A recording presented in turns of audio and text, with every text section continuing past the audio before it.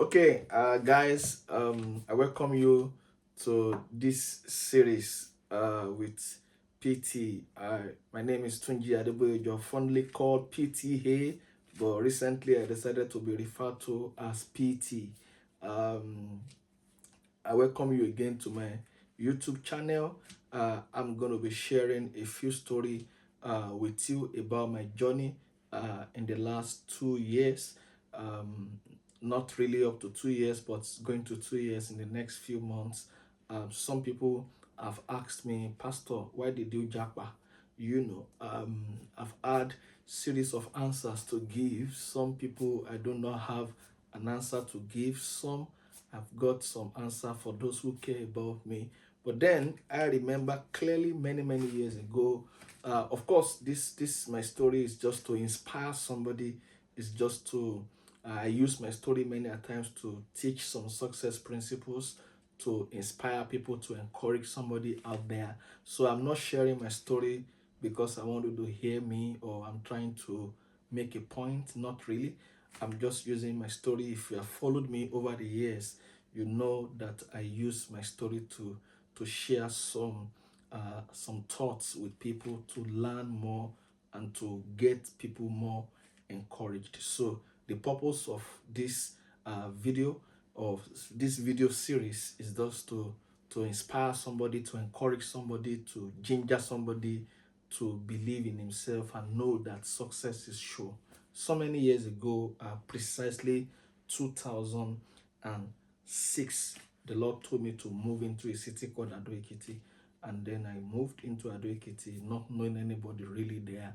Of course, I'd finished my OND, and then I wanted to progress into to have a degree. So I got admission into University of Ado-Ekiti, currently called Ekiti State University, and then I moved into Ado-Ekiti, and then I joined a fellowship, which is a Redeemed Christian Fellowship back then, and by the grace of God, I served as a vice president in that fellowship. And I remember there was a time a guest minister was invited to preach at a program. It was a 3 days program. One of the days, he said God told him that there are 20 people here that God is calling into ministry.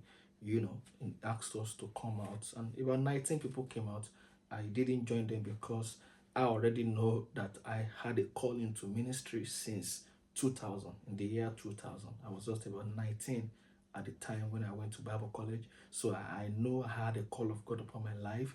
And so it was after my Bible college I gained admission to Osho State Polytechnic, where I had my OND, and then I was now in Ado-Ekiti. So uh, uh, having a call into ministry was not strange to me, was not new to me. I had an idea of that call of God upon my life. So I didn't go out, but about 19 people came out, and he insisted that there is still one more person. So I looked around, it looks as if I was probably the only one. So I stepped out and joined the 20 people that came out, and I began to lay hand on them, began to pray for them one after the other. I was probably the last person they prayed for. He was about to pray for me. As he was about to lay hand on me, he said we should open our eyes. After I should open my eyes, and he said to me, the call of God upon your life is evident. He said, I don't need to pray for you. The call is certain. I mean, I wasn't too surprised because I know, So he said to me, he said, you will you will travel abroad. I said, oh. So he said, do I have my international passport? I said, I don't have. He said, you need to get it right immediately. In fact, he said, if you can get it after this program, go and get it.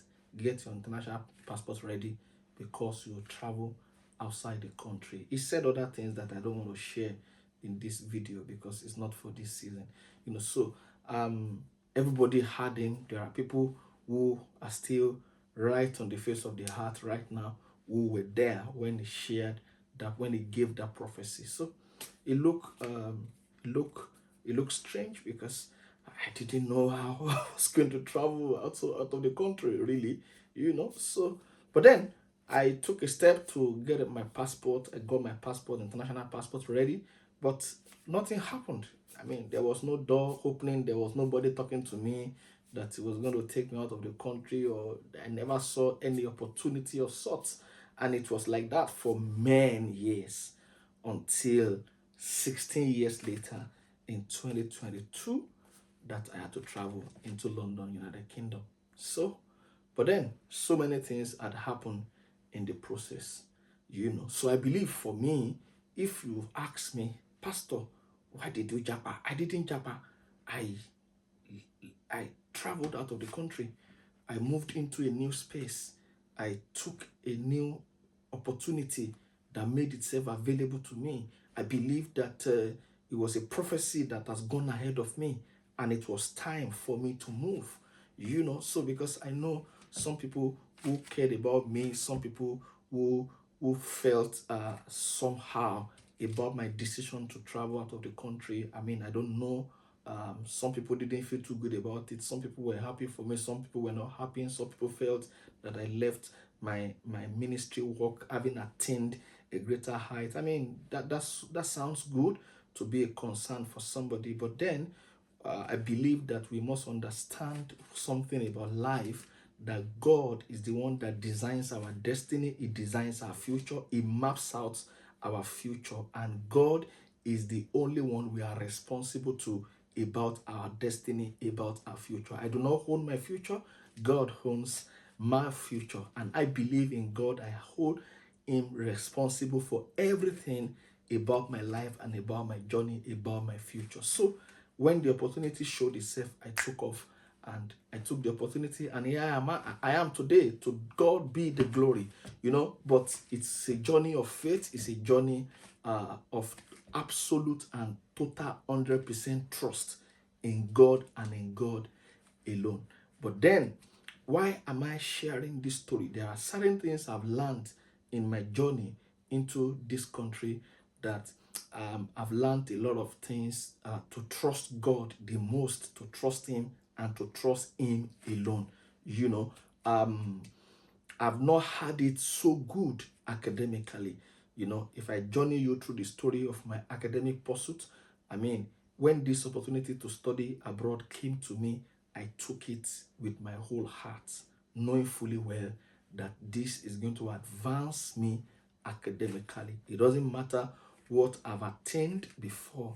I just felt this is a great opportunity to expand my horizon, to move into the next phase of my life and my destiny. I remember clearly when I turned 40 in the year 2021, the Lord gave me a word. He said, expand. For those of you who have been following me, you remember that in the year 2021, when I was turning 40, I had a couple of programs in Osun State, in Kwara State, in Lagos State, and some other states like that. And the theme was expand. God gave me that word, and He said, it's time for you to expand beyond the horizon that you are currently. And I didn't really understand the word. I remember that I told a few persons that were around me that the word expand came to me from God, and I do not understand it. So I took the word. I did a couple of conferences and seminars, taught some people, wrote some books, and then I was talking about it around that time. And so many things were placing itself on me. I remember I had a conversation with my wife, and I said, what do we need to do right now? I mean, should we travel out of the country, or should we build a house in Nigeria, in Lagos State? We had one, so then can we build one that will be like our home? And she said, let's build. And got a land somewhere around Redemption Camp, and then, I mean, that was the plan. But somehow, the idea of traveling came, and we just had a conversation with somebody, and the person said, you can go study your master's, but then it will be good for your wife to study, and then you be working, that it will be beautiful for you. And I felt I wanted to achieve academic excellence. Why? Because I went to 5 secondary school. If you have followed me over the years, you have read a couple of my stories on Facebook. I said it there. I went to 5 secondary schools. I didn't have it good academically. It was struggle. I'm a man that has been built through struggles, through different challenges of life. I took life as an opportunity to make a success of myself out of life. So academically, it was tough for me, going to 5 secondary schools, having to drop out of a particular secondary school many years ago, and then picking up again in another place, lost my father to a ghastly motor accident in 1993. I was just about 9 years old at the time, 9 or 11 years old at the time. I mean, it was a tough time for me, but then I grew from these challenges to become what I am today. So, after my secondary school, I went into Bible college at Redemption Camp. That is in the year 2000, and I had about a 2-year course at the Bible college. And then from Bible college, I gained admission into Osun State Polytechnic to do my OND in marketing. I mean, my first year, I came in for pre-ND, was pre-national diploma at the time for accounting. I failed that 1 year. I had to retake that 1 year again, and then I changed my course to marketing. So for my OND, I spent about 4 years, and that was many years ago. And then from there, I decided to do my high T. From my high T, I went to Ado Ekiti. That was when God said I should go to Ado Ekiti. So I went to Ado Ekiti to do my degree in University of Ado Ekiti in accounting. I mean, it wasn't an easy time. I had to struggle my way to pay my school fees, to do all sorts. I had a little support here and there, jump from one location to the other, to meet one uncle, to meet one brother, to meet one sister somewhere who were there to help me. I remember going to my sister in Ikorodu. I mean, just to visit her, and then when I'm going, she gives me money to go to school, go to my uncle somewhere in Ibadan, go to camp, meet my stepfather. I mean, it was a tough season of my life as a young man. So I had series of challenges while I was in Ado Ekiti. My journey into ministry started in Ado Ekiti. The first church I ever pastored was in Ado Ekiti. So I was a man struggling to make ends meet. I was a man struggling to fulfill purpose, to step into my purpose and destiny. So academics was a part of what I wanted to achieve, but it was tough for me. So I tried all my best, but sometimes I miss classes, sometimes I I missed some of my examinations, so I don't know. But then I completed my course in UNAD, so I'm not sure. I wasn't able to get my certificate. I tried all my best all through the years, but unfortunately, up till now, I've not been able to get my certificate. So I remember when I was in Akure, before I got transferred, appointed by the General Overseer of the RCCG to become a youth evangelist in the church, I was transferred to Kwara State. I was in Kwara State. I was doing my bits, making impact here and there.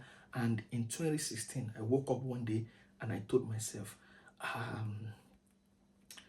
what will be said of you in the next few years concerning your academics? So I woke up to that reality and I made a decision that I need to move forward academically. So since I wasn't getting my certificate, my degree certificate at the time, I made a decision to go for my HND to complement my OND. So I went for my HND. I took a form. I wanted to take a form in Kwara State Polytechnic, but I couldn't get it.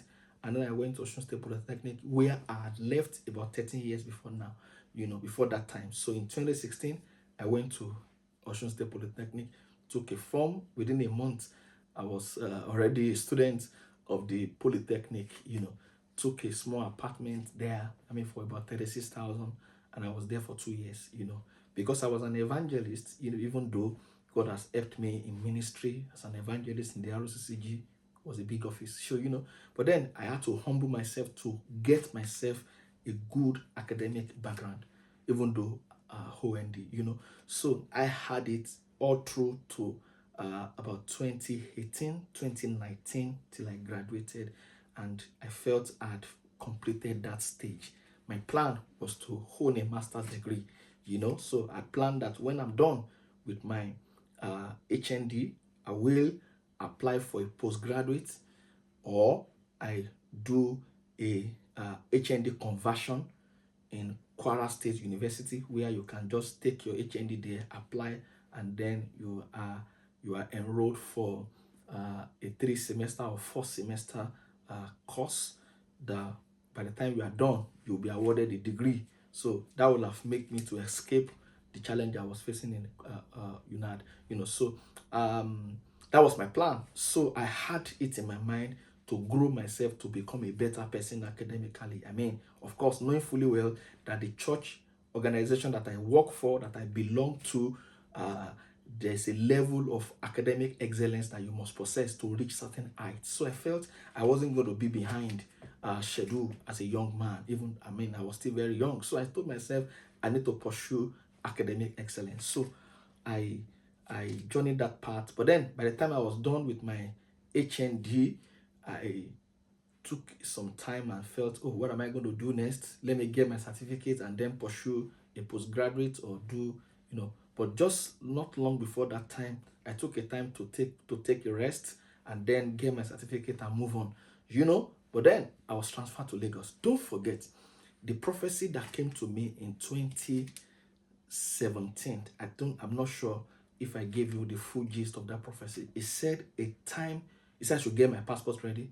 He said, because you are going to travel very soon, because a time will come in your life that you will find yourself in Lagos. He said, your time in Lagos will be very short. The man of God who gave that prophecy is on the face of the earth, So he said, you find yourself in Lagos, your time in Lagos will be very, very short. And from Lagos, God will connect you to somebody. And from there, you will travel out of the country. He never mentioned the country, so I'm not sure whether it was Togo or whether it was Ghana or Cameroon or United States or United Kingdom. I wasn't sure. He just said you will travel outside Nigeria, but you will find yourself in Lagos. Your time in Lagos will be very short. So in 2021, I got a letter from the office of the general overseer that I've been transferred to Lagos. When I got my letter, I was shocked.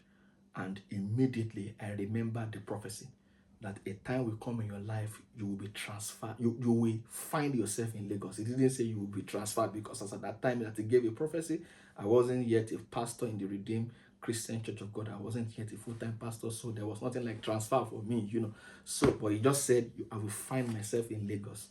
Accurately, I saw my letter. We have been transferred to be a youth evangelist in Lagos. We'll be covering Ikeja, Shomolu, and Highland. It was a fantastic time. I moved my things, moved my family, and we moved into Lagos.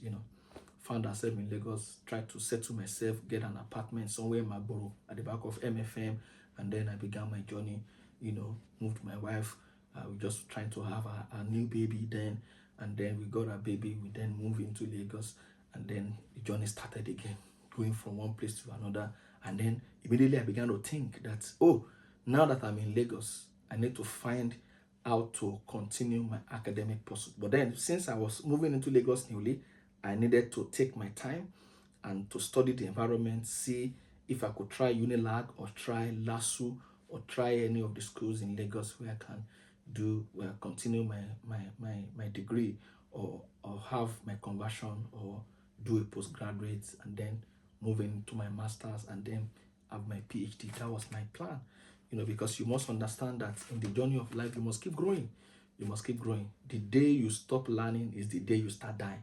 The day you stop learning is the day you start dying. And you must understand that you can't be too big to grow. You can't be too big to grow. You must keep developing yourself. You must keep improving yourself. You must become a better person in every area of life. You must not get to a stage in your life and you rest on your horizon. You just rest and feel that, you have achieved all. No, you have to keep moving. You have to keep succeeding. You have to aim high. And that was my plan, So I wasn't going to stay behind academically. I wanted to move forward. So in Lagos, I continued my journey. And then sometimes around December 2021, thereabouts, I had a conversation with somebody who was talking about how I could travel abroad. She said she's an agent. She'd helped a few persons travel abroad, which I could see. And I felt and that I can go and do my master's. I said, wow. So it's possible for me with my HND to do my master's in the United Kingdom. How possible is that? They said it's possible. I could apply to some schools to do my master's, 2-year course, and that would be fantastic.